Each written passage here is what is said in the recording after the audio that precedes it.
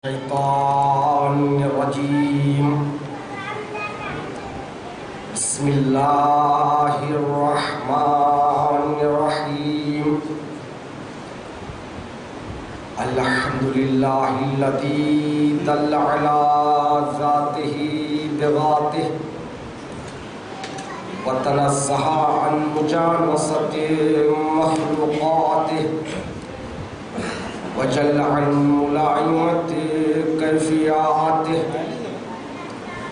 الذي ذكره شرف للذاكرين وشكره فوز للشاكرين وطاعته نجاة للمطيعين الذي أظهر الوجود من العدم ورقم على لوح الإنسان من أسرار القدم وعلمه البيان ما لم يعلم.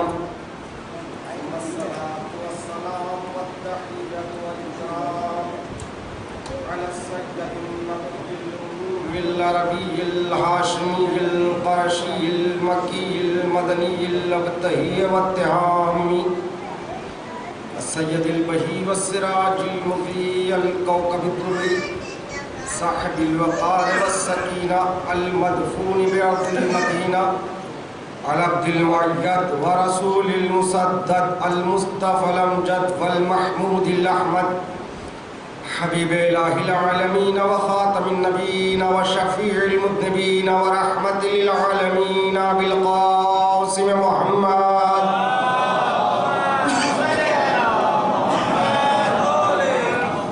وآله الطيبين الطاهرين المعصومين المظلومين المنتخبين الصابرين الشاكرين واللعنة الدائمة على أعدائهم وغاصب حقوقهم ومنكر فضائلهم ومناقبهم ومصائبهم وعظمتهم وولايتهم أجمعين. أما بعد فقد قال الله تعالى تبارك في كتابه الكريم وهو أصدق القائلين قوله الحق. بسم الله الرحمن الرحيم. يوم ندعو كل أناس بإمامهم. صلوات محمد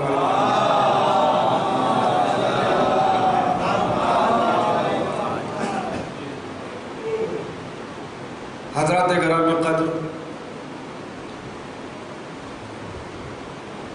خالق دو عالم اپنی کتاب قرآن حکیم میں سورہ اسراء کی آیت نمبر 72 میں یہ اعلان کر رہا ہے، قیامت کے دن ہم ہر گروہ انسانی کو اس کے امام کے ہمراہ بلائیں گے.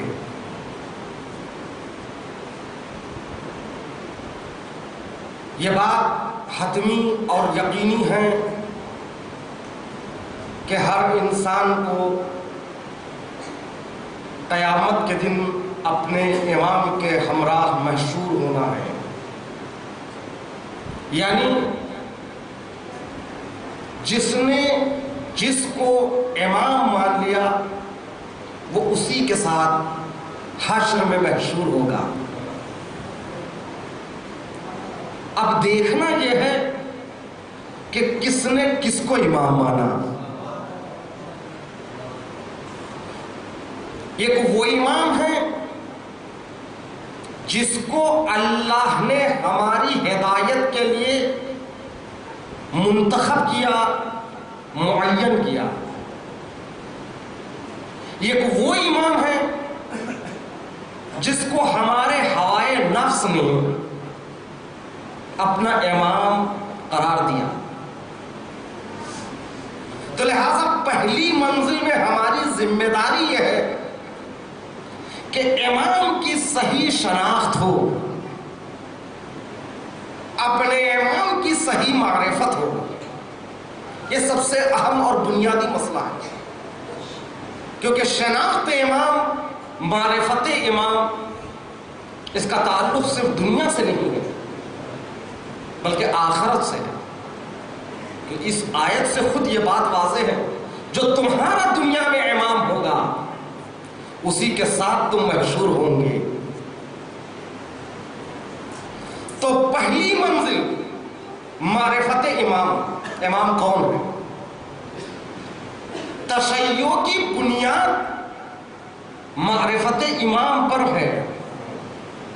شیعت امامت کے عقیدے سے پہچانی جاتی ہے. تو پہلی منزل میں امام کی معرفت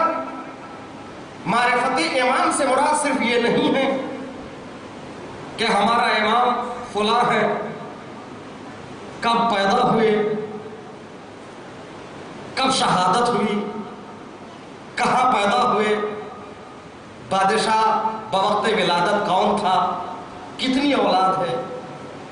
یہ معرفت نہیں، یہ ہسٹری ہے، یہ علم ہے. یہ وہ چیزیں ہیں اگر عام انسان، اگر مسلمان نہیں ہے، شیعہ نہیں ہے، اگر وہ بھی مطالعہ کر لے تو وہ بھی جان لے گا. کیونکہ اگر ہسٹری کی کتاب اگر کوئی غیر مسلم اٹھا کر پڑھ لے اسے پتہ چل جائے گا یہ کہاں پیدا ہوئے، کب پیدا ہوئے، ان کی ولادت کب ہوئی، کہاں شہید ہوئے، مدفن کہاں ہے، اولاد کتنی تھی. یہ معرفت نہیں، یہ علم ہے. توجہ چاہتا ہوں میرے عزیزوں، یہ ہسٹری ہے. البتہ علم بمعنی معرفت بھی احادیث میں استعمال ہوا ہے،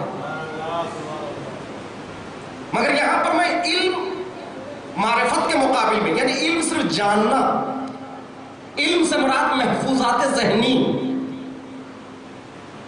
کب پیدا ہوئے، کہاں پیدا ہوئے، یہ جاننا یعنی محفوظات ذہنی ہے. لیکن معرفت کسے کہتے ہیں؟ معرفت اس سے آگے کی منزل ہے، صرف علم نہیں ہے. معرفت سے مراد سب سے پہلے یہ جان لو تمہارا کون امام ہے، پھر اس کے بعد یہ پہچانو کہ ہماری گردنوں میں اس کا کیا حق ہے. توجہ چاہتا ہوں میرے سے، یعنی حق امام کو پہچاننا اور اس پر عمل کرنا. معرفت کے مدارج ہیں، مراتب ہیں. یہ مرتبے صرف پڑھ لینے سے حاصل نہیں ہو سکتے.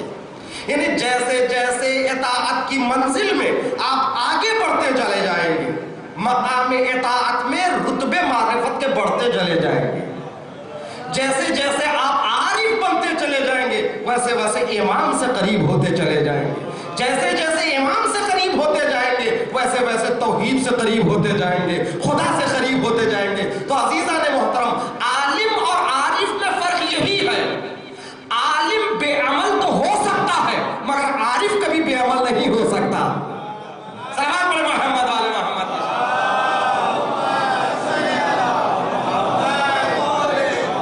کبھی ہم نے یہ اصطلاح نہیں سنی ہے عالم بے عمل. یہ تو سنا ہے ہم نے. کیا کبھی آپ نے اہل علم تشریف فرما ہے یہ اصطلاح ہم نے سنی ہے عارف بے عمل؟ اس لیے کہ معرفت علم سے ہٹ کر ہے.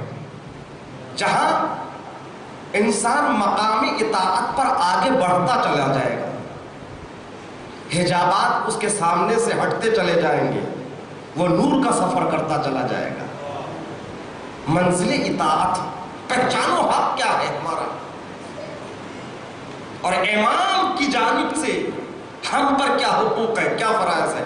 اب مسلسل پہلی محرم سے متعدد علماء کو سنتے چلے آئے ہیں.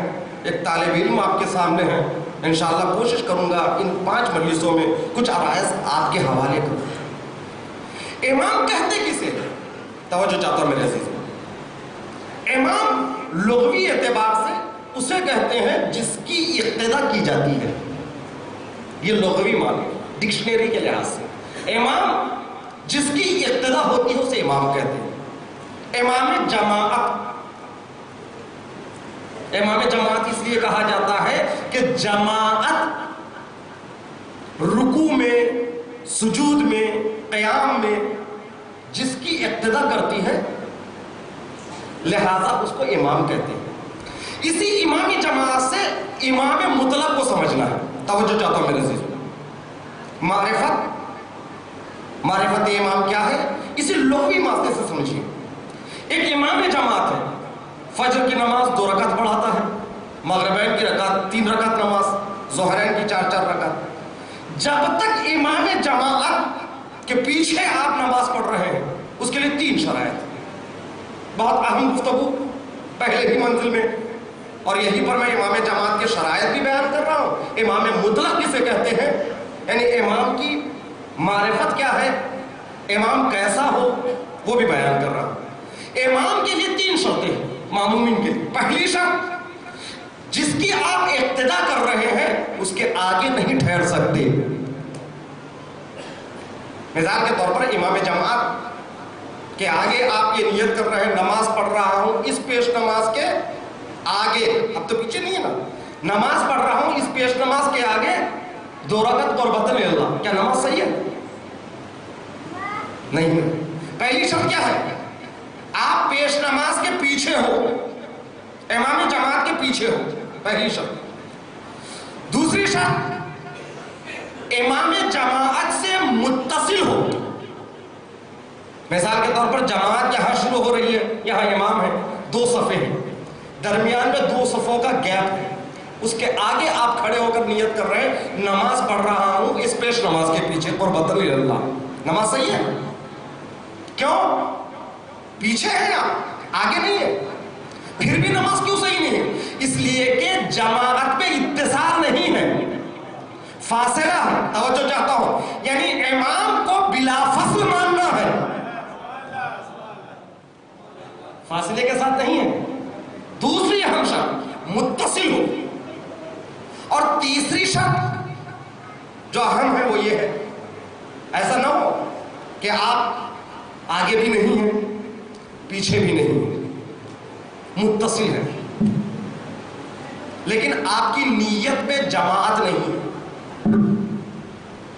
میں امام کے پیچھے نماز پڑھ رہا ہوں، متصل بھی ہے لیکن نیت کر رہا ہوں نماز پڑھتا ہوں 3 رکعت مغرب کی فرادہ قربتاً اللہ، جماعت میں ہوں میں، جماعت کا ثواب پاؤں گا نہیں. کیوں؟ 3 شرطیں ہیں امام جماعت کے لیے، آگے نہ ہو اور پیچھے ہو تو متصل ہو، جماعت میں ہو تو نیت میں امامت ہو. یہ تینوں شرطوں کے ساتھ وہ امام ہے اور یہ ماموم ہے. توجہ چاہتا ہوں میرے عزیز. تو یہ 3 شرطیں ایک 2 رکعت کے نماز کے لیے امام جماعت کے لیے، آپ اس کے آگے نہیں جا سکتے نہ اس کے پیچھے رہ سکتے، اس کی نیت کے بغیر نماز نہیں پڑھ سکتے. تو عزیزان محترم، آپ نماز امام جماعت کی نہیں پڑھ رہے ہیں، نماز خدا کی پڑھ رہے ہیں، عبادت اللہ کی کر رہے ہیں. نماز خدا کی ہے، عبادت اللہ کی ہے، مگر جس کے پیچھے یہ عبادت انجام دے رہے ہیں اس کے لیے اتنا لحاظ رکھنا ضروری ہے. تو عزیزان محترم، 2 رکعت کی نماز کے لیے جہاں اتنے شرائط ہے، جو امام کل ہے، جو دنیا و آخرت کا امام ہے، اس کے لیے بھی یہی 3 شرطیں ہیں، نہ اس کے آگے جا سکتے ہیں نہ اس سے پیچھے رہ سکتے ہیں. یہی تو غدیر نے ہمیں سکھایا، جہاں پر رسول نے جو آگے چلے گئے تھے انہیں پیچھے بلایا، جو پیچھے رہ گئے تھے ان کا انتظار کر کے بتا دیا مقام امامت یہ ہے. صلوات پڑھیں محمد والے محمد.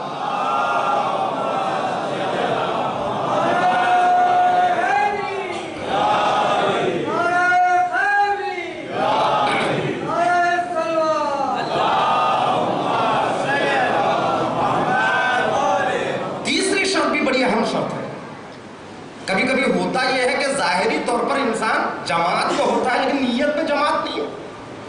اسی طرح ہم نے تاریخ میں دیکھا ہے کچھ لوگ امام کے ساتھ تھے جمل میں، صفین میں، تھے کہ نہیں؟ ہمراہ امام ہے جنگ میں، سامنے معاویہ کا لشکر ہے، ادھر علی کے لشکر میں ہمراہ ہے، مگر اس کے باوجود بھی ان کی نیتوں میں امامت نہیں تھی.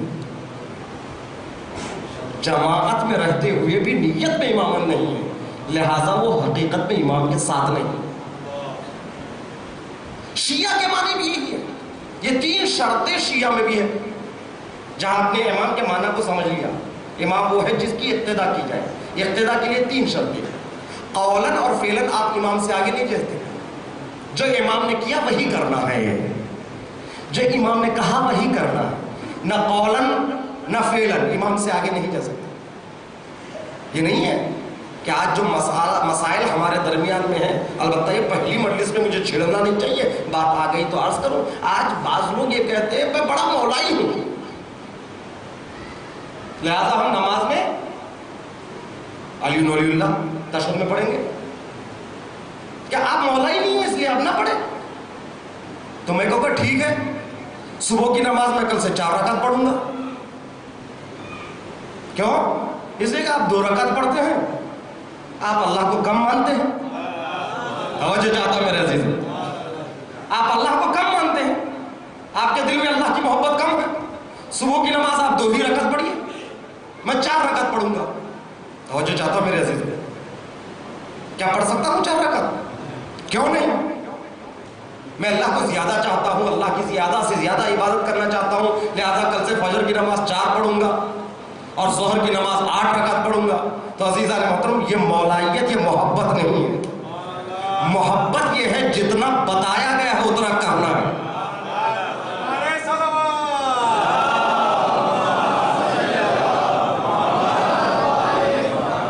اجتہاد اپنی جانب سے نہ کرو، مجتہدین موجود ہیں ہمارے یہاں، تو لہذا جتنا امام نے بتایا اتنا ہی کرنا ہے. نہ اپنی جانب سے کم کرنا ہے، یا نہ پیچھے ہٹنا ہے، نہ زیادہ آگے بڑھنا ہے. جیسے امام نے بتایا قولاً اور عملاً ویسے کرنا. اسی کا نام تشیع، اسی کا نام شیعہ. تشیع تشیع 2 لفظ ہے. اگر آپ نے تشیع کو سمجھ لیا تو شیعت کو بھی سمجھ لیا. تشیع جنازہ، تشیع جنازہ کسے کہتے ہیں؟ آپ نے نماز جماعت کی 3 شرطوں کو سمجھ لیا، اب تشیع جنازہ کی 3 شرطوں کو سمجھے. تشیع جنازہ کیا ہے؟ بہت ثواب ہے تشیع جنازہ کا. بہت سے لوگ مسائل پوچھتے رہتے ہیں تشیع جنازہ سے متعلق کہ مولانا تشیع جنازہ میں شرکت کس طرح سے کرنا چاہیے، جنازے کو کاندھا کس طرح دینا چاہیے. عزیزان محترم، اگر بھیڑ بہت زیادہ ہے، آپ کو جہاں سے موقع مل جائے وہاں کاندھا دیتے ہیں. اگر بہت زیادہ بھیڑ ہے، تشیع جنازہ، جنازے میں آپ نے شرکت کی، یہی ثواب ہے. اگر بھیڑ نہیں ہے، ممکن ہے، تو مستحب ہے کہ آپ کس طرح سے تشیع میں شرکت کریں. ایک ورڈ بلکہ ایک حرف یاد رکھ لیجئے اور کوئی توضیح کی ضرورت نہیں. انگلش میں یو لکھا جاتا ہے. یو کیسا لکھا جاتا ہے؟ یو. بس یو کو یاد رکھ لیجئے اور جنازے کو کاندھا اسی طرح دینا. یعنی پہلے آپ کا سیدھا کاندھا، پھر پیچھے، پھر اس کے بعد بایاں کاندھا، پھر آگے، یو کی شکل. یہ ایک مسئلہ شرعیہ بیان کر دیا. اگر یو یاد رکھ لے کوئی تو آپ کو پھر سوچنے کی ضرورت نہیں. اسی انداز سے آپ کو میت کو کاندھا دینا ہے. لیکن اب آئیے، تشیع کہتے کسے؟ اگر کوئی جنازے سے آگے آگے چل رہا ہے تو وہ تشیع میں نہیں ہے. بہت سے لوگ جنازہ پیچھے آتا ہے، آگے آگے چلتے ہیں، سمجھتے میں تشیع جنازہ میں شرکت کر رہا ہوں. وہ تشیع میں نہیں ہے. تشیع کے لیے شرط یہ ہے کہ آپ جنازے سے آگے نہ ہو. دوسری شرط یہ ہے کہ آپ فاصلے کے بعد پیچھے نہ ہو. جنازہ آگے ہے، لوگ پیچھے پیچھے چل رہے، درمیان میں بہت زیادہ گیپ ہے. گیپ کے بعد آپ پیچھے پیچھے باتیں کرتے ہوئے ادھر ادھر کی باتیں کرتے چلے آ رہے ہیں. آپ تشیع میں نہیں ہیں. کیوں؟ آگے بھی نہیں رہنا ہے، فاصلے کے بعد پیچھے نہیں رہنا ہے، مجمع سے متصل رہنا ہے. دیکھیں، امام کے لیے جو شرط وہی تشیع کے لیے بھی ہے. اور تیسری شرط کیا ہے؟ ایسا نہ ہو کہ آپ کہیں جانا چاہ رہے تھے، ایکسیڈنٹلی آپ جنازے کے بھیڑ میں پھنس گئے. کبھی کبھی ہوتا ہے، کسی کا جنازہ جاتا ہے قبرستان کی طرف، آپ کو آگے نکلنا ہے، آپ بھیڑ میں پھنس گئے ہیں، بھیڑ میں پھنسنے کی وجہ سے مجبوراً آپ ساتھ ساتھ چل رہے ہیں، تب بھی آپ تشیع میں نہیں ہیں. کیوں نہیں ہے؟ اس لیے کہ آپ کی نیت میں شرکت نہیں ہے. توجہ چاہتا ہوں میرے عزیز. تو تشیع کے لیے 3 شرطیں ہیں. نہ آپ جنازے سے آگے چل سکتے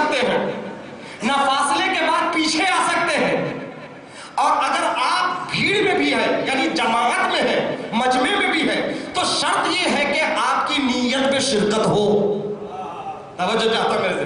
اگر تشیع کے لیے یہی 3 شرطیں ہیں تو شیعہ کے لیے بھی یہی شرط ہے. نہ امام سے آگے جا سکتے ہیں، نہ امام سے پیچھے رہ سکتے ہیں. امام کے ہمراہ ہو تو نیت بھی امامت ہو. صلوات پڑھے محمد والے محمد.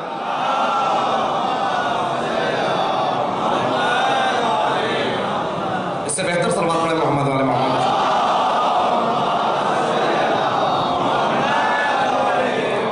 میں نے آج کی گفتگو میں ان 2 باتوں کو، ان 2 لفظوں کو واضح کر دیا، ایک امام، ایک شیعہ. تو عزیزان محترم، معرفت امام یہی ہے کہ رتبہ امام کو پہچانو، منزلت امام کو پہچانو، اور اس کے بعد یہ جانو مجھ پر کیا حق ہے اس امام کا. یہی حق ہے، جو کہا وہ کرنا، نہ آگے بڑھنا ہے نہ پیچھے رہنا ہے. اور اس کے ساتھ ساتھ ہمارے عقیدے میں بھی امام ہو. یہ بہت ہے. بہت سے لوگ وقت ضرورت امام کو مانتے رہے، اسی لیے تو کلمہ پڑھا. اگر علی نہ ہوتے تو میں ہلاک ہو جاتا. ان کا ہلاک نہ ہونا دنیا میں اس بات کی دلیل ہے کہ امام کے کہنے پر انہیں عمل کیا، اس لیے بچ گئے. توجہ چاہتا میرے ساتھ، یعنی امام کے کہنے پر عمل کیا، اسی لیے لولا کا کلمہ پڑھا. اگر امامت کے عقیدہ ہوتا تو لولا کے ساتھ مولا کا کلمہ بھی پڑھ لیتے. صلوات پڑھے محمد والے محمد.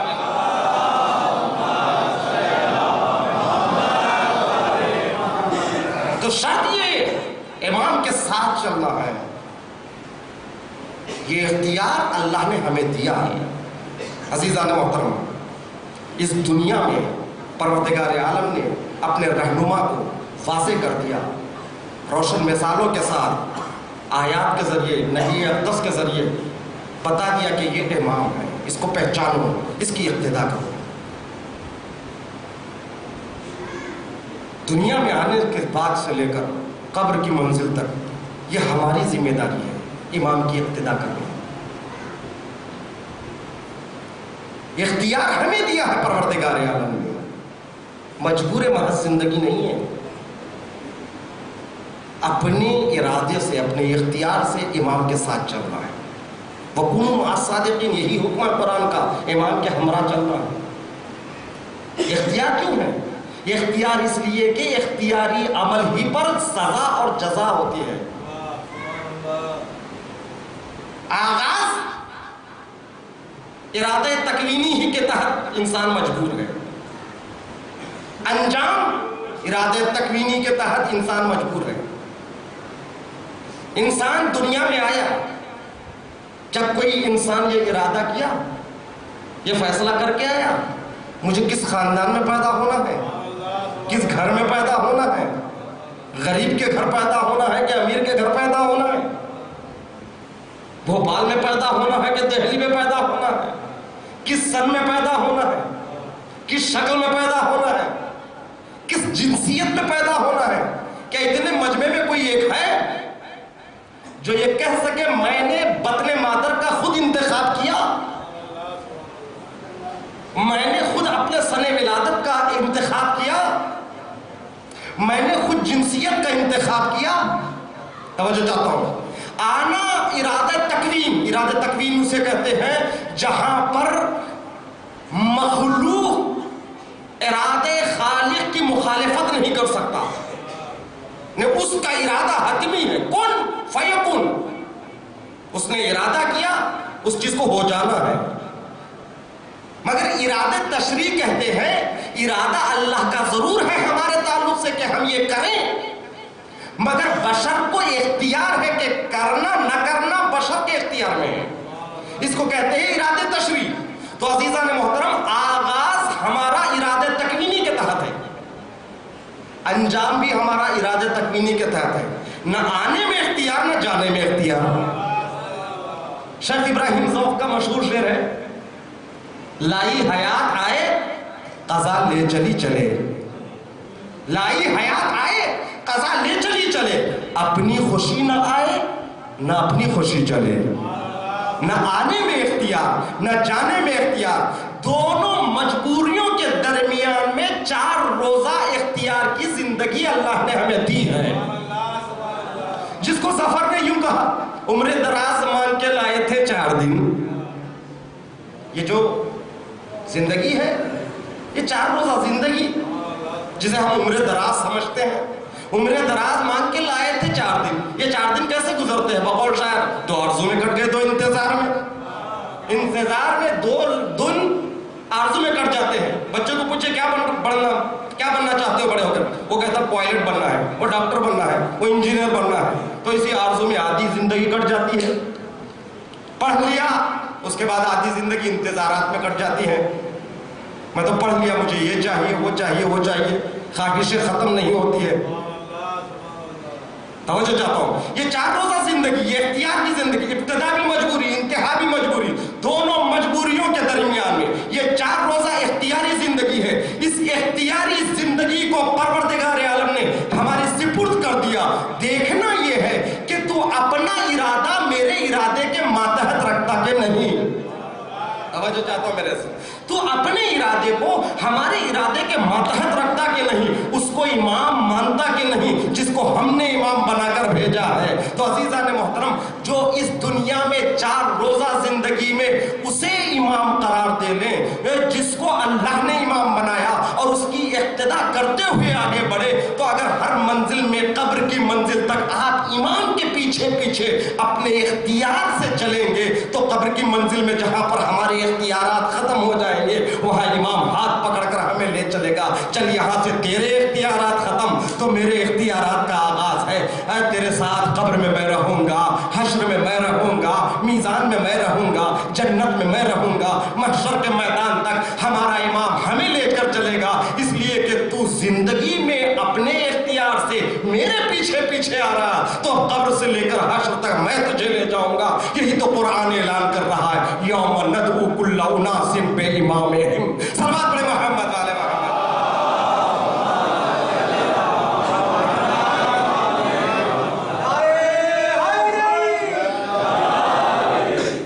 اور صلوات پڑھیں محمد والے محمد.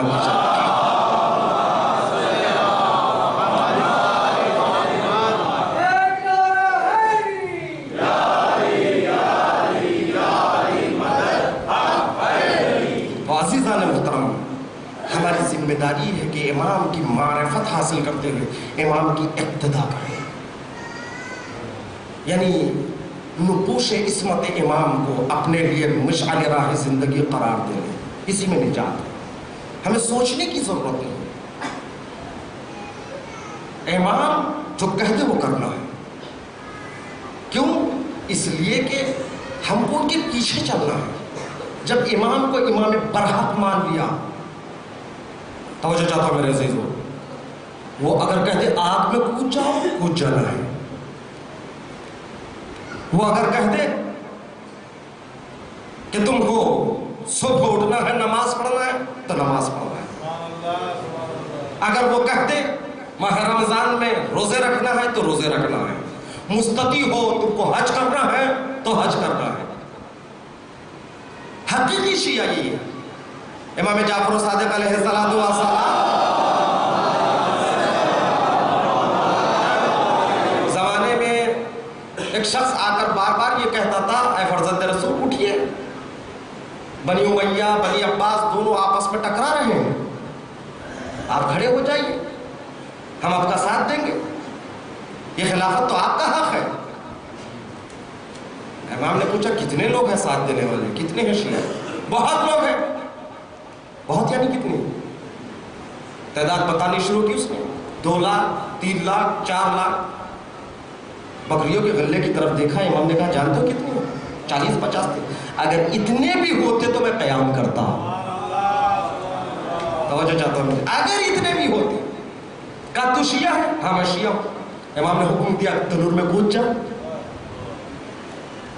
امام نے فرمایا تنور میں کود جا. اب یہاں سے عذر خواہی کرنے لگا، آقا میرے بچے ہیں، میری زوجہ ہے، میرے سر پر کافی ذمہ داریاں ہیں. یہ نہیں سوچ رہا ہے بول کون رہا ہے. ہارون مکی آ رہے تھے، رخت سفر ساتھ میں ہے. دور ہی سے امام کو سلام کیا. امام نے جواب سلام دیا اور فوراً اشارہ کیا تنور میں کود جا. کوئی سوال نہیں کیا آنے والے نے. ہارون مکی نے یہ تک نہیں سوچا یہ کیسا حکم ہے امام کی طرف سے، امام نے ایسا کیوں کہا، حکم امام ہے بس اتنا جانتا ہے، فوراً رخت سفر کو زمین پر رکھا اور تنور میں کود گیا، اور امام نے اس دعوے دار شیعہ کو بتایا حقیقی شیعہ اسے کہتے ہیں۔ توجہ چاہتا ہوں میرے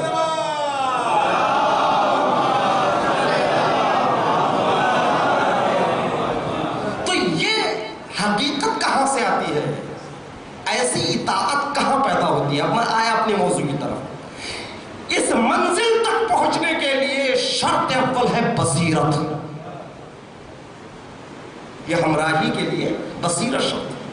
اگر انسان کے پاس بصیرت نہ ہو تو امام کی یہ ہمراہی حاصل نہیں کر سکتا۔ امام اول سے دیکھیے آپ، مولا کائنات کی پہلی جنگ کون سی تھی اپنے دور خلافت میں؟ جمل۔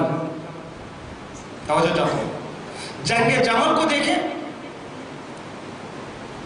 مولا کائنات نے اپنی 5 سالہ دور خلافت میں 3 جنگیں لڑی، جمل، صفین، نہر، یہ 3 جنگیں۔ اور رسول اسلام کے زمانے کی کتنی جنگ ہے؟ تعداد میں اختلاف ہے، سرایا اور غزوات یہ دونوں ملا کر 70 سے 80 کے درمیان الگ الگ روایتیں ہیں یہ غزوات۔ لیکن عزیزان محترم آپ لے لیجئے 70، 10 سال میں غزوات اور سرایا 70 کے قریب، مولا کائنات کی 5 سال میں 3 جنگ، 10 سال میں 70۔ سرایا نے چھوٹی جنگیں یا جس میں خود رسول اسلام نے نفسی شرکت نہیں کی، کسی کو نمائندہ بنا کر بھیج دیا، یا جنگ نہیں ہوئی، گفتگو پر بات ٹل گئی، یہ تمام تاریخ اختلافات، ان تمام چیزوں کو پیش کرنا نہیں ہے، مگر 70 اور 3۔ مگر عزیزان محترم مولا کائنات کے زمانے کی 3 جنگیں رسول اسلام کے زمانے کے 70 جنگوں پر بھاری ہیں۔ کیوں؟ اس لیے کہ رسول کے زمانے میں کفر آشکار تھا، کفر آشکار تھا، ادھر لا الہ الا اللہ کے پرچم، ادھر لات و حبل کے بت، ادھر عبادتیں، ادھر رقص و سرود، ادھر زہد و تقوی، ادھر شراب خوری، ادھر عبادت، ادھر رقص، یعنی دونوں میدان مختلف تھے، ادھر ایمان ادھر کفر، کفر آشکار تھا، لہذا فیصلہ کرنا بہت آسان تھا، رسول کے ساتھ دینا۔ یہاں پر کوئی کسی کے لیے کوئی چیز مشتبہ نہیں تھی، مسلمان ہے رسول کے ساتھ ہے، ادھر کفر ہے۔ لیکن علی کی پہلی جنگ، جنگ جمل، الگ نوعیت کی تھی، ادھر بھی لا الہ الا اللہ کے پرچم، ادھر بھی لا الہ الا اللہ کے پرچم، اور ادھر بھی نمازیں، ظاہری نمازیں، ادھر بھی ظاہری کا لفظ، اور ادھر بھی بظاہر قاریان قرآن، اور اس طرف بھی قاریان قرآن، یعنی ظاہری طور پر دونوں طرف اسلام ہے۔ ادھر اگر داماد رسول ہے تو ادھر زوجہ رسول،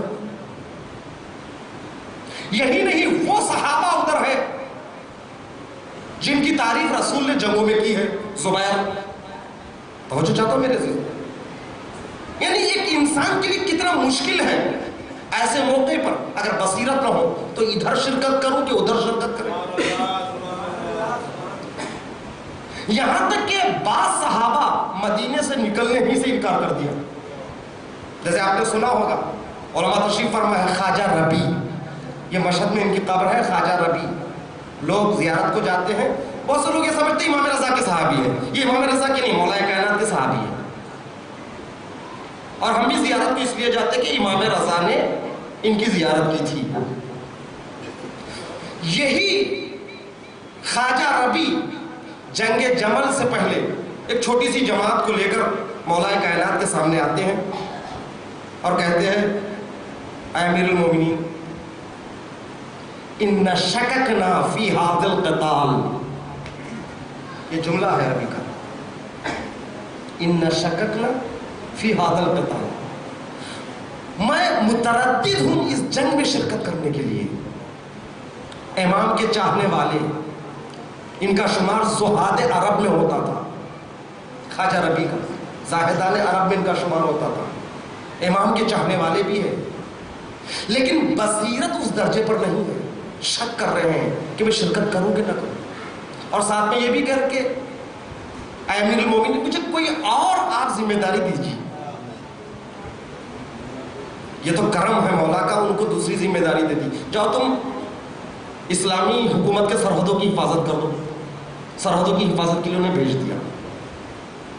یہ چاہنے والے ہیں مگر بصیرت اس کمال پر نہیں۔ اور بعض لوگ مدینے سے ساتھ ہمراہ نکلے،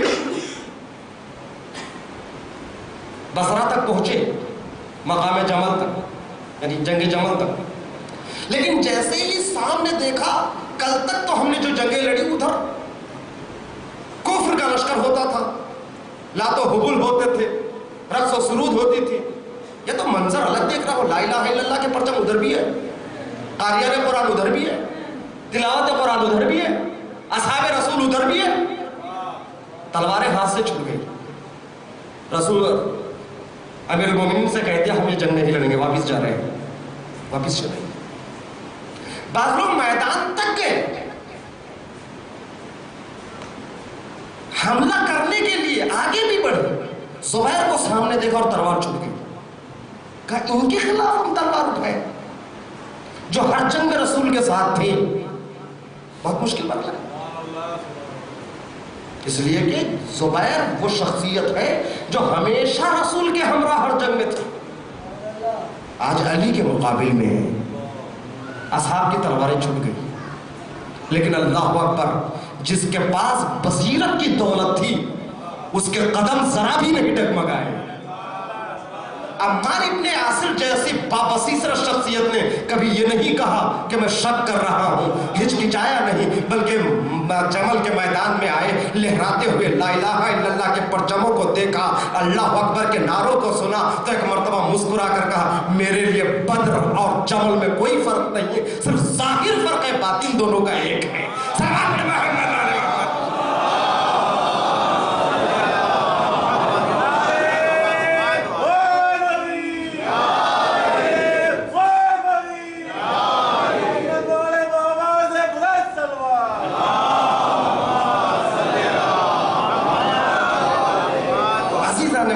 سب سے اہم چیز یہی ہے دولت بصیرت، اس کے بغیر ہم لوگ ہمراہ نہیں ہو سکتے امام کی، یہ اطاعت کے لیے بصیرت شرط ہے۔ جب انسان میں بصیرت آ جاتی ہے اس وقت انسان اپنے دشمن کو بھی سمجھتا ہے وہ کون ہے۔ یہ نادانی کیوں ہو رہی ہے رسول سے جو ہمراہ ہے؟ وہ یہ دیکھ رہے ادھر داماد رسول، ادھر اصحاب رسول، جو علی کے مقابل میں آ جائے وہ دشمن ہے۔ توجہ چاہتا ہوں میرے عزیزوں، اب وہ کسی بھی لباس میں آئے، دشمن کو پہچان سکتا ہے انسان اسی وقت جب اس پہ بصیرت ہو۔ بصیرت نہیں ہے تو پھر دشمن کو نہیں پہچان سکتا۔ تو آج عزیزان محترم یہی جنگ ہمارے ساتھ ہے، اسی لیے ہم بہک رہے ہیں، اسی لیے حق کو سمجھ نہیں پا رہے ہیں۔ آج لندن سے کئی ٹی وی چینل ہیں جو چل رہے ہیں، اس کا نام ہے الحسین چینل، زینب چینل، خدیجہ۔ یہ ظاہری ناموں کے تقدس کو دیکھ کر انسان سمجھتا ہے یہ ہمارے چینل ہیں۔ اہل بیت چینل، اب اس سے بڑھ کر کیا نام ہوگا؟ کربلا چینل۔ ظاہری تقدس کو دیکھ کر ہم یہ سمجھتے ہیں کہ ہمارے چینل، اور اس چینلوں میں آ کر بیٹھنے والے بھی ہماری طرح سر پہ امامہ لگا کر، دوش پر لباس رسول پہن کر، ان کا کام یہ ہے کہ صبح سے شام تک پہلے اہل سنت کے علماء کو برا کہتے ہیں اور شام ہوتے ہی اہل تشیع کے مراجع کو برا کرتے ہیں، اور ادھر اس کے مقابل میں وصال چینل جو اہل سنت کے چینل ہے اس طرح کے، وہ بیٹھ کر اہل تشیع کو برا کہتے ہیں، اور دونوں چینلوں کا مرکز ایک ہے۔ توجہ چاہتا ہوں میرے سے۔ تو عزیزان محترم، ہم لوگ صرف ناموں کے تقدس کو جانتے ہیں اور ناموں کے تقدس کو دیکھ کر مقدس سمجھتے ہیں۔ لباس اور نام کے تقدس سے کبھی کسی کو مقدس نہ سمجھا، اس کے ہدف کو دیکھو، اس کے مقصد کو دیکھو، یہی بصیرت کی ذمہ داری ہے۔ صلوات علی محمد علیہ۔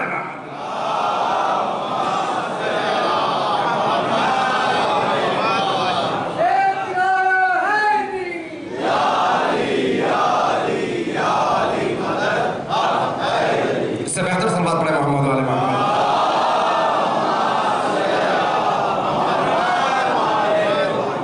تو آج یہی ہے، ہم ظاہری تقدس کو دیکھتے ہیں، ظاہری تقدس کو دیکھ کر ہم سمجھتے ہیں جو ظاہری تقدس ہے تو حقیقی تقدس بھی یہی ہو۔ عزیزان محترم، جانوروں میں اور ہم میں کچھ تو فرق ہونا چاہیے۔ جانور اسی کو مالک سمجھتا ہے جو روٹی دیتا ہے، جو دیتا ہے اسی کو مالک سمجھتا ہے، اسی کے سامنے دم ہلاتا ہے۔ کیوں؟ کہ جو دیکھتا ہے اس کو حقیقت سمجھتا ہے۔ ہمیں اتنا تو پتہ چلنا چاہیے، اتنی معرفت اور بصیرت ہونی چاہیے، دینے والا کوئی اور ہے، یہ ذریعہ ہے۔ اسی طرح ہمیں یہ دیکھنا ہے کہ جو پتھر جو ہمارے گھروں پر، ہمارے شیشے عقائد پر جو پھینک رہے ہیں، ہم اسی کو دشمن نہ سمجھیں۔ ان کے ہاتھوں میں پتھروں کو کس نے دیا اس کو دیکھو، یہ بہت ہے۔ اسی لیے دیکھیے کربلا کے میدان میں لشکر حسین کے مقابل میں لشکر تھا، اسے کیا کہتے ہیں آپ؟ لشکر شام، لشکر شام کہتے ہیں نا۔ کربلا میں امام حسین کے لشکر کے مقابل میں جو لشکر ہے وہ کون سا لشکر ہے؟ لشکر شام ہے۔ آپ تاریخ اٹھا کر پڑھیے، لشکر کوفے کا تھا، شام کا کوئی نہیں تھا اس میں۔ شاید اکا دکا کوئی افراد شام سے شرکت کے لیے آ گئے ہو، ورنہ تو عبید اللہ ابن زیاد نے لشکر کو بھیجا تھا، کوفے کا لشکر تھا۔ 4000 کا لشکر شبر لے کر آیا، خولی 4000 کا لشکر لے کر آیا، پسر ساتھ 4000 کا لشکر آیا، مختلف لشکر۔ یہ لشکر کوفے سے آیا تھا، شام سے کوئی لشکر نہیں آیا۔ پھر یہ کیوں کہا جاتا ہے لشکر شام؟ کیوں نہیں کہا جاتا لشکر کوفہ؟ توجہ چاہتا ہوں میرے عزیزوں۔ مجمع جو بھی تھا دشمنان حسین کا یزید کے لشکر میں، وہ سب کے سب کوفہ اور اطراف کوفہ کے لوگ تھے، شام کا کوئی نہیں تھا۔ اکا دکا کوئی شرکت کے لیے آ گیا تو آ گیا، اس کے باوجود بھی نسبت شام کی طرف دی جاتی ہے۔ کیوں دی جاتی ہے؟ دیکھا یہ نہیں جاتا کون ہے، دیکھا یہ جاتا ہے کہ انہیں کہاں سے بھیجا جا رہا ہے۔ توجہ چاہتا ہوں میرے عزیزوں۔ اسی طرح آج کے زمانے میں اگر یہ کہا جا رہا ہے کہ لندنی شیعہ، تو لندنی شیعہ کا مطلب لندن سے ہونا ضروری نہیں ہے۔ لندنی شیعہ کا مطلب برطانیہ سے جسے پیسہ مل رہا ہے وہ لندنی شیعہ ہے۔ صلوات پڑھے محمد علیہ محمد۔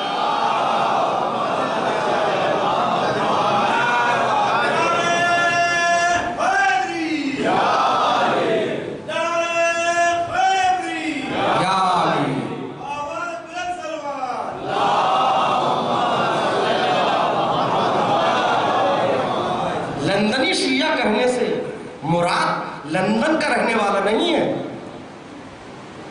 لندن میں بہت سے شیعہ ہیں، شیعہ ہیں مگر لندنی شیعہ نہیں ہے۔ بہت سے لوگ ایسے ہیں کبھی لندن کو دیکھا نہیں مگر لندنی شیعہ۔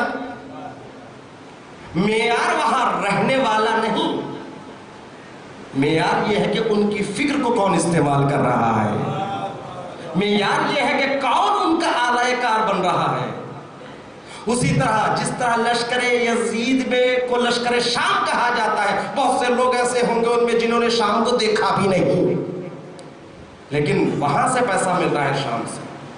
تو عزیزان محترم، کہنے کا مطلب یہ ہے کہ اگر واقعی امام کی اطاعت کرنا ہے ہمیں تو بصیرت حاصل کرنا ضروری ہے جس سے دشمن کو پہچان سکے. اسی لیے رسول اسلام ارشاد فرمایا ہے، فرماتے ہیں صلوات پڑھیں محمد وعلی محمد.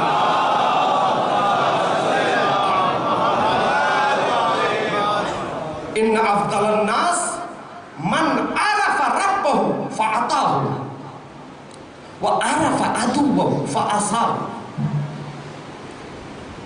بافضیلت ترین انسان، یا دوسرے لفظوں میں کہو حقیقی شیعہ، اس لیے کہ جو بافضیلت ترین انسان ہوگا وہی حقیقی شیعہ ہوگا. رسول فرماتے ہیں بافضیلت ترین انسان وہی ہے من عرف ربہ، جس نے اپنے پروردگار عالم کو پہچانا، فَأَطَاعُ، اور اس کی اطاعت کی. اسی پر نہیں بات ختم ہے، بلکہ آگے فرمایا وَعَرَفَ عَدُوَّهُ، اور عدوِ خدا کو پہچانتا ہوں. کیوں؟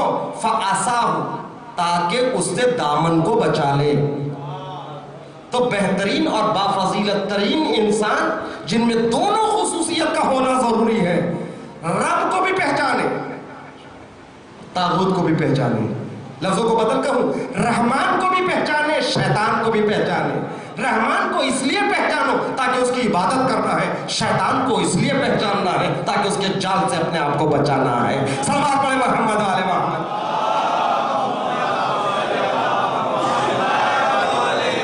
تھوڑا آگے آ جائے صلوات پڑھتے ہوئے. صلوات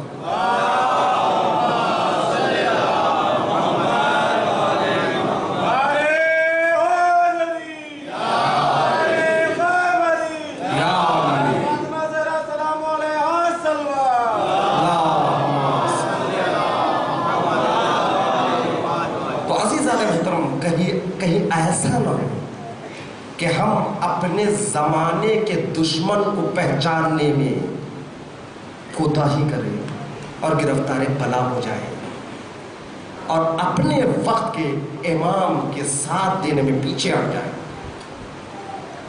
بصیرت ضروری ہے.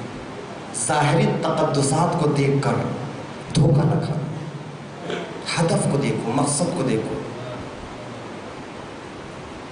کیونکہ ظاہری تقدسات، امام یہی تو جنگ نہروان میں جہاں نیزوں پر قرآن بلند ہو گئے یا قرآن نما کوئی چیز بلند ہو گئی، جس کو بظاہر علی کے لشکر میں جو تھے اس کو قرآن سمجھ رہے تھے، مولا فرمایا تیر چلاؤ، کیوں ہاتھ کانپ رہے تھے؟ حکم امام پر کیوں نہیں عمل کیا؟ نہروان میں حکم امام پر امام کے ساتھ رہنے والوں نے کیوں عمل نہیں کیا؟ صرف اسی لیے کہ وہ گرفتار ہو گئے ظاہر تقدس کے. کیونکہ جو نیزے پر بلند ہے وہ قرآن ہے ان کی نظروں میں. یہ کیسے ممکن ہے کہ ہم تیر چلائے قرآن پر لیکن یہ سوچ نہیں رہے ہیں، یہ دیکھ نہیں رہے ہیں بولنے والا قرآن ناطق ہے. جب امام حکم دے رہا ہے تو کرنا. ایسی اطاعت کا جذبہ اس وقت پیدا ہوتا ہے جب انسان میں معرفت ہو، اور یہ معرفت ایسی معرفت بصیرت کے بغیر حاصل نہیں ہو سکتی. یہ تاریخ ہمارے لیے نمونہ عمل ہے آج کے لیے. ظاہری تقدسات کو دیکھ کر ہم دھوکہ نہ کھائیں. تو عزیزان محترم، یہی درس کربلا ہے، یہی درس اہل بیت ہے. آج ہمارے درمیان میں بہت سی چیزوں کو تقدس کا لباس پہنا کر، بہت سی بدعتوں کو تقدس کا لباس پہنا کر ہمارے سامنے پیش کر دیا جاتا ہے، اور ہم ظاہری تقدس کو دیکھ کر حقیقت کو جانتے ہوئے بھی خاموش اس لیے ہو جاتے ہیں کہ لوگ ظاہری تقدس کے قائل ہو چکے ہیں. مگر کربلا بصیرت سکھاتی ہے ہمیں. کربلا میں جو امام کے ہمراہ ہیں اس قدر بابصیرت ہو گئے تھے معیت حسین میں، اس قدر بابصیرت ہو گئے تھے، ان میں کوئی نظریاتی اختلاف نظر نہیں آ سکتا۔ ایک سال بات پڑھے محمد علی محمد، بس آخری منزل ہے اپنی بات کو تمام کرنا۔ آپ دیکھیے بس اصحاب حسین ابن علی اور ہم کو اصحاب حسین ابن علی سے کیا سیکھنا ہے؟ وہ اپنے زمانے کے امام کے ناصر تھے، ہم کو اپنے زمانے کے امام کے ناصر بننا ہے۔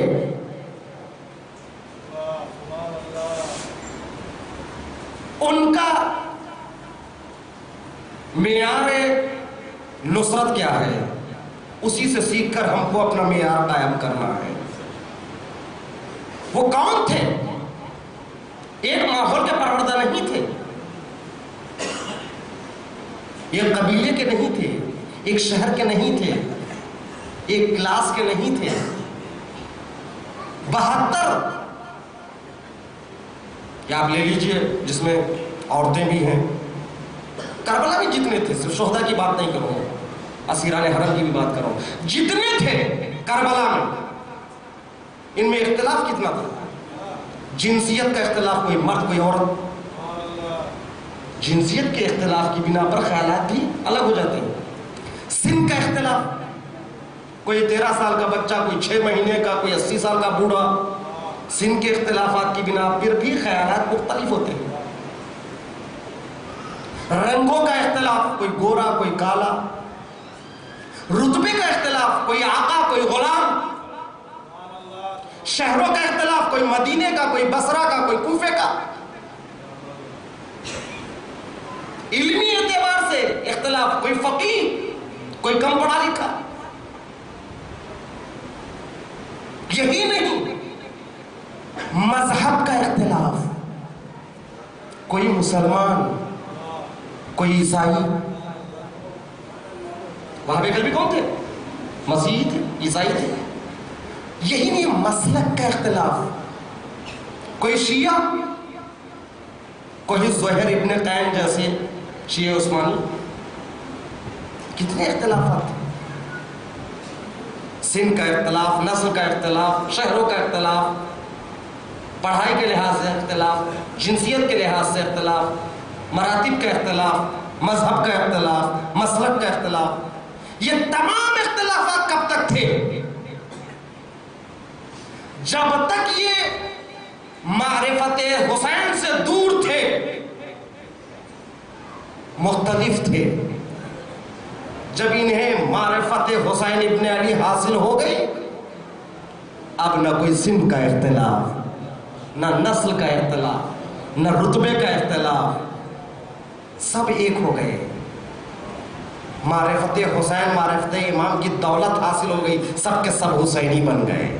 جو علی اصغر کا جذبہ وہی علی اکبر کا جذبہ، وہی حبیب کا جذبہ، جو آقا کا جذبہ وہی غلام کا جذبہ، جو اہل بصرہ کا جذبہ وہی اہل کوفہ کا جذبہ۔ کیوں؟ امام کی معرفت حاصل ہو گئی تو نظریہ ایک ہو گیا۔ تو یہیں سے ہم کو یہ درس حاصل کرنا ہے، اس لیے کہ ہم ناصران امام بننا چاہتے ہیں تو ناصران امام حسین سے ہم کو یہ درس لینا ہے۔ جب تک وہ حسین سے دور تھے، الگ الگ تھے، جب حسین کے قریب آ گئے سب ایک ہو گئے۔ آج ہم جب تک محرم کا چاند عرش پر نمودار نہیں ہوتا سب ایک ہے۔ جیسے ہی محرم کا چاند نمودار ہوا، آپ کی انجمن میری انجمن، وہ آپ کی مجلس یہ میری مجلس، وہ آپ کا نوحہ خواہ یہ میرا نوحہ خواہ، توجہ چاہتا ہوں میرے عزیزوں، یہ برعکس ہو گیا۔ حسین سے دور تھے تو ایک تھے، در حسین ماہ عزا ماہ حسین میں آتے آتے ہم میں اختلاف، وہاں وہ پہلے الگ تھے، حسین تک آتے آتے ایک ہو گئے۔ یہاں پر ہم پہلے ایک تھے، حسین تک آتے آتے الگ ہو گئے. اس کا مطلب کیا ہے؟ اس کا مطلب یہی ہے ہمارے جسم تو قریب ہو گئے حسین سے، ہماری روحیں ابھی قریب نہیں ہوئی ہیں. صلوات پڑھو محمد والے محمد.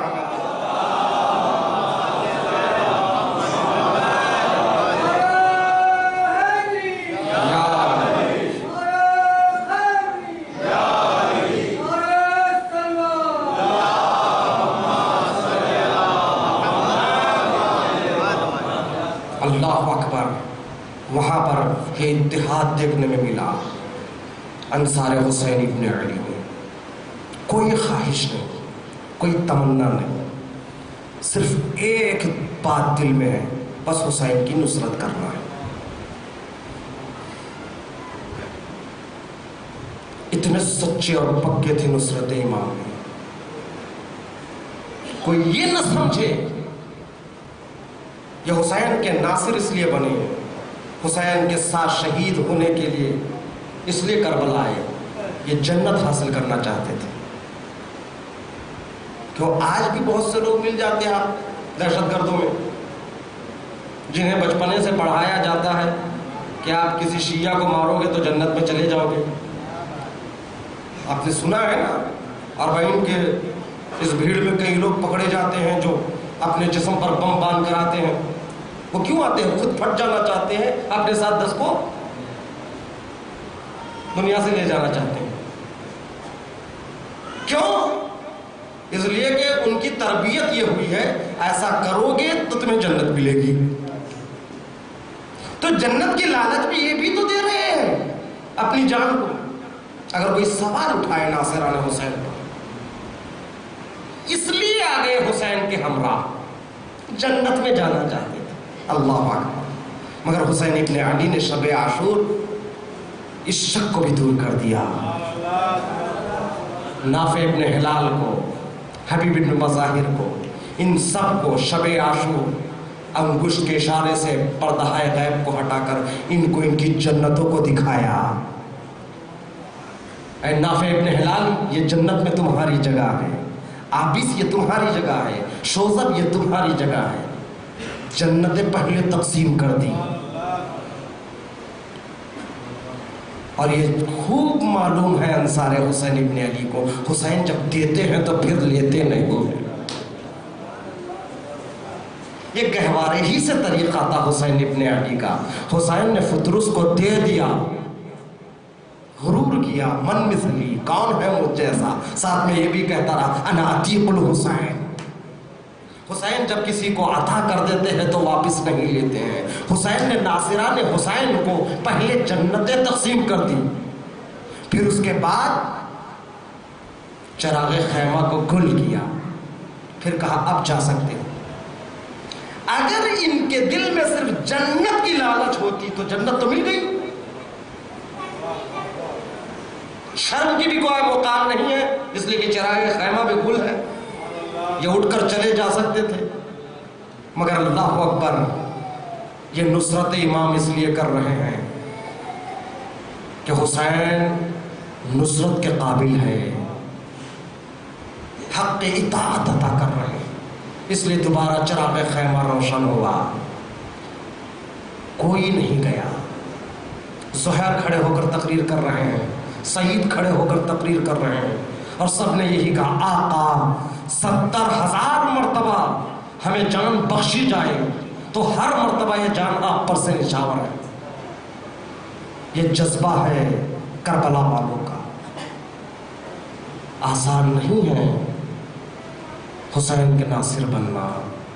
تبھی تو حسین نے مقام مباحات میں یہ فرمایا جیسے ناصر، جیسے اصحاب مجھے ملے، نہ میرے نانا کو ملے، نہ میرے پاپا کو ملے، نہ میرے بھائی کو ملے. ہاں زادارو جذبہ نصرت کو دیکھو. بس دو جملے اور مجلس کو تمام کر رہا ہوں.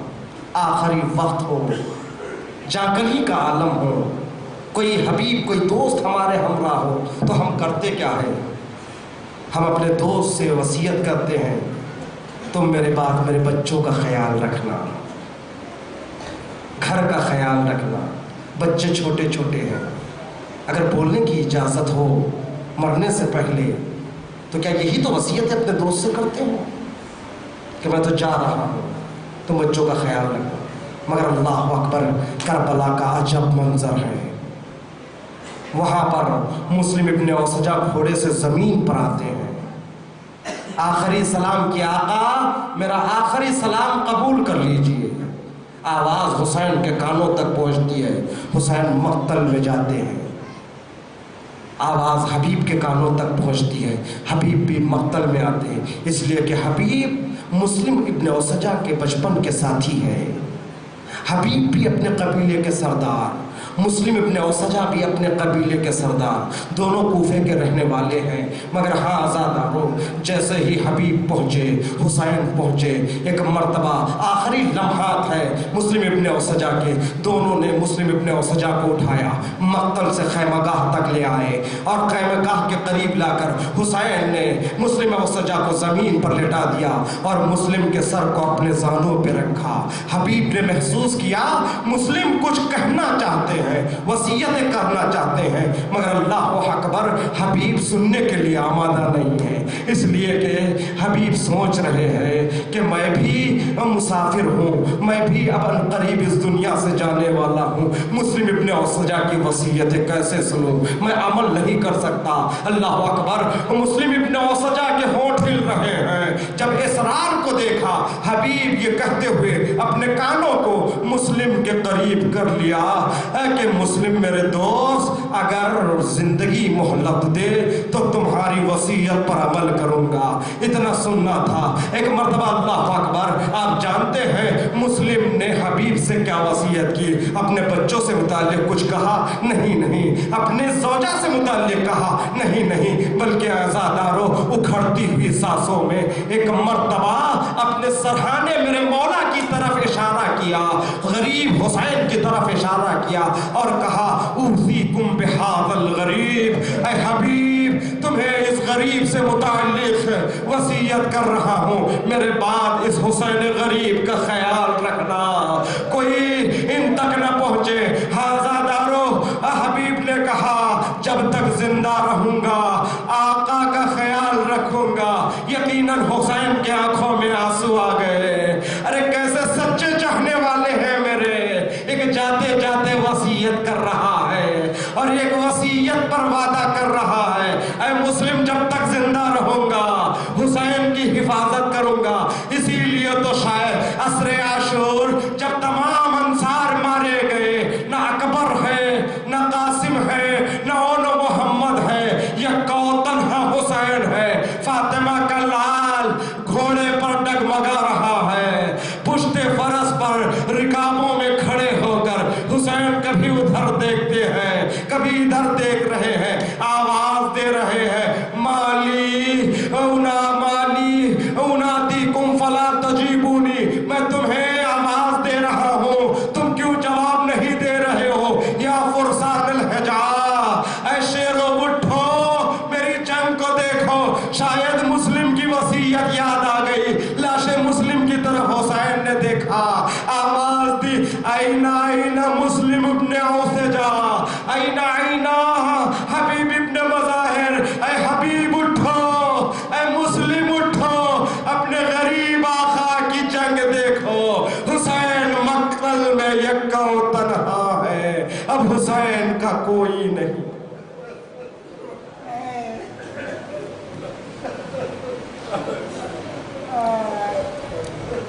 ربنا تقبل منا انك انت السميع العليم.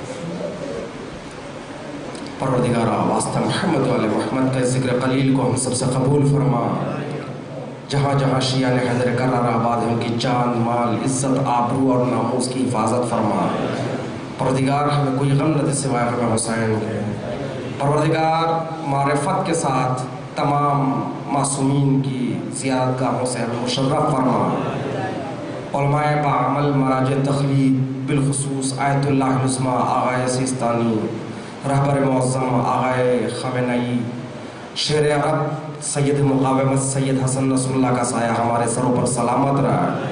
پروردگار جو مکتب تشیع اور رتبات عالیہ کی حفاظت کر رہے ہیں ان کی حفاظت فرما. جو اس راہ میں شہید ہو چکے ہیں ان کے درجات عالی فرما. ان کے پسماندگان کو صبر جمیل عطا فرما. پروردگارہ ہمارا خاتمہ ایمان اور ولایت و محبت اہل بیت پر ہو. پروردگارہ شب اول قبر دیدار مولا کائنات سے ہمیں محروم نہ فرما. پروردگارہ قیامت میں ہمیں اپنے امام برحق کے ساتھ محشور فرما. پروردگارہ ہمارے امام کے ظہور میں تعجیل فرما. ہم سب کو ان کے اعوان و انصار میں شمار فرما. آپ سے گزارش ہے ایک مرتبہ سورہ ہم 3 مرتبہ سورہ اخلاص کی تلاوت فرما.